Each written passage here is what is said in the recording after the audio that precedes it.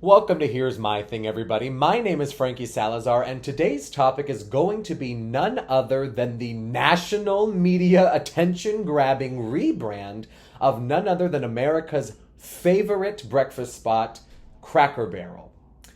So, for those of you who don't know, and I can't see how you couldn't because this was literally almost a global thing, on the 21st of August, okay, so just a couple days of, before filming this, Cracker Barrel had unveiled their brand new rebranded logo. And it got rid of what they called the old timer, right? Which is literally probably a slave owner, no shade, who's sitting on a barrel with his leg crossed, And they got rid of him and redid kind of all of the font and the coloring and abandoned the old timer and everything in an attempt to just modernize their logo, be a little more in with the times. But here is the best part about this madness is that on the 26th of August, okay, just 5 days after they unveiled their new logo, had all of their team and staff members prompted on it, probably spent millions on the rebranding and reprinting of all of their stores and all of their menus and all of their, IP and everything. They had abandoned it. Like, we're talking completely abandoned it. And it almost seems as though they're trying to bury the fact that they even attempted to take away the old timer from their logo. Literally within 5 days, they just take it away. It was insane. Shortly thereafter, they issued a statement and a long-winded apology that kind of uses, a comedy in a sense, not as crazy and foolish as the Elf Cosmetics ad, but they do like to use a little bit of comedy about telling people about how, they hear you and how they're really devaluing their brand and abandoning the core of what they stand for and yada, yada, yada, yada, yada by trying to do the rebrand, right? So we're going to go ahead and read the apology. So the apology reads as follows. Dear America, we've heard you. We've screwed up. And wow, did we screw up royally. Our quote-unquote new logo rollout was supposed to be fresh and inclusive. Instead, it was about as welcome as a vegan sausage on our breakfast menu. Let's not dance around it. We tried to cover up a total identity crisis with a fancy new logo. But the truth is, we were trying to change Cracker Barrel into something it was never meant to be. Y'all called us out, and rightfully so. We forgot the number one rule of business. Know your customers and don't spit in their sweet tea. So here's what's happening. The new logo? Gone. Shredded. Pretend it was a bad dream after too much sweet tea. The old timer? Back. Forever. He's basically the George Washington of breakfast food. You don't cancel that. The peg game? Untouched.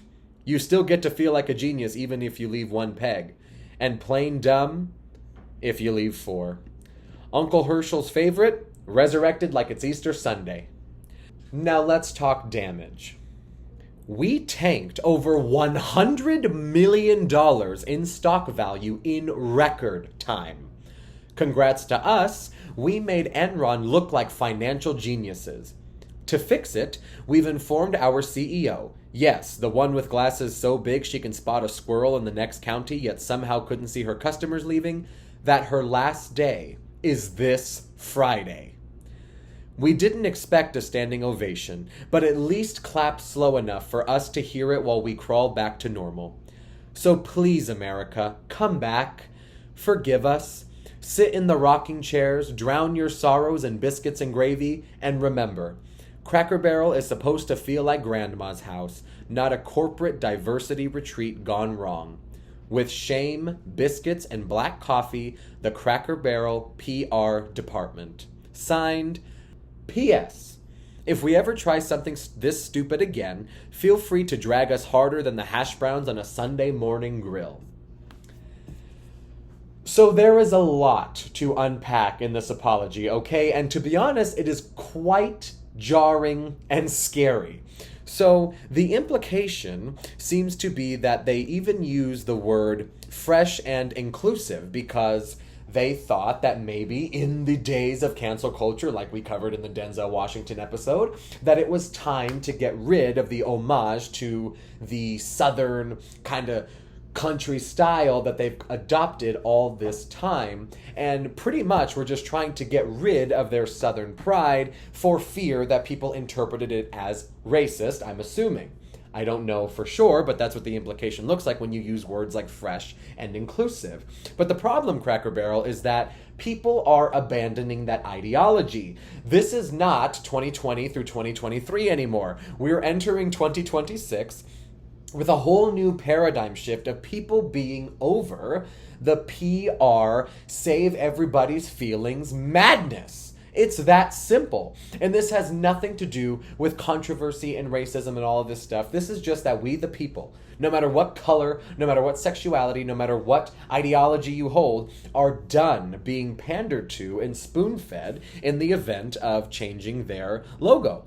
Now, granted, I thought that the logo was actually halfway decent looking because I'm somebody that's all for the modernization of technology and of branding and everything like that. So I didn't even know that this was going to be such a controversial issue, even amongst a lot of black consumers of their food. They didn't even like the rebrand, which a lot of people were trying to almost push as though, look, this is the problem. We need to get rid of this. And they're like, nah, I don't really want to get rid of it, I kind of like my country style a little bit.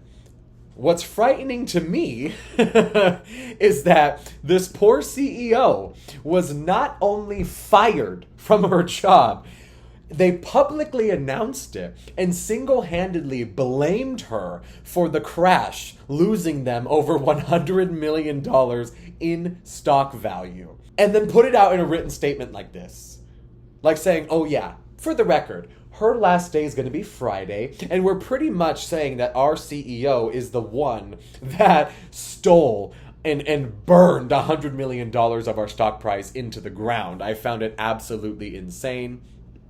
And I do love the summer humor in this, and I do hope, again, because I'm against the cancel culture stuff, that they are able to come back from this. Now, I don't know what their stock price is now since the statement and the rollout or re-rollout of their logo again, but I hope they're able to come back from this. And it's unfortunate because, in a way, I just thought that in modernizing, that would be something not that controversial, even though they are, I could see maybe abandoning their roots or whatever. But here's my thing on the topic. We've covered extensively on this show what it looks like when PR teams and CEOs and companies as a whole forget who their market is. It is that simple. Why would we sell Bud Light with rainbows on it? Why would we try to sell cosmetics with using the gentleman that makes insensitive jokes about women? Why would we try to sell Southern-style breakfast food by abandoning the very essence of the South? It doesn't make sense. And I don't think that it is fair for them to just can their CEO and single-handedly blame her, because it's unfortunate that it was like this, because I feel like in her mind she was doing the right thing, but when it comes to business, money talks. They do not care about what your intentions are. So when having lost $100 million, it was unfortunately her time to get the can. And that is so just scary to me, really. I mean, I don't even know what to say about that, but I have to agree with the company. But again, I don't really know what the CEO's intentions were. They do use words here like fresh and inclusive and all that good stuff, so it does seem to me as though they were just trying to conform to this ideology of cancel culture and abandoning everything that America stands for. And it's really frightening, but she screwed up. I don't think intentionally. What CEO is going to put their job on the line like this? It just seems like such a no-brainer to me. Like, nobody would do that in their right mind. So at the end of the day, I do feel bad for her, and I hope Cracker Barrel is able to come back from this. I've only ever gone to Cracker Barrel maybe like 3 or 4 times in my life because it is literally the most fattening food on planet Earth. I don't give a shit about the South and all of their, whatever their culture is. I really don't, because it's very fattening to me, in my opinion. But I do love their food, don't get me wrong, as a former fat ass or current. But yeah, I do love their food, but I tried, for my health, I like to try to stay away from it. But like I said, I hope they come back from this.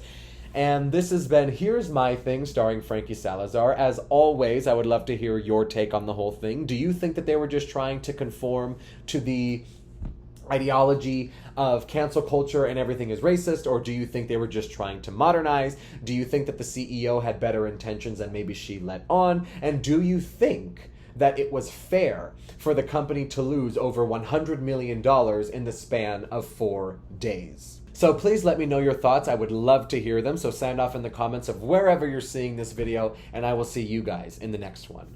Mwah. Oh, and don't forget to subscribe, please, to become a Baby Frank.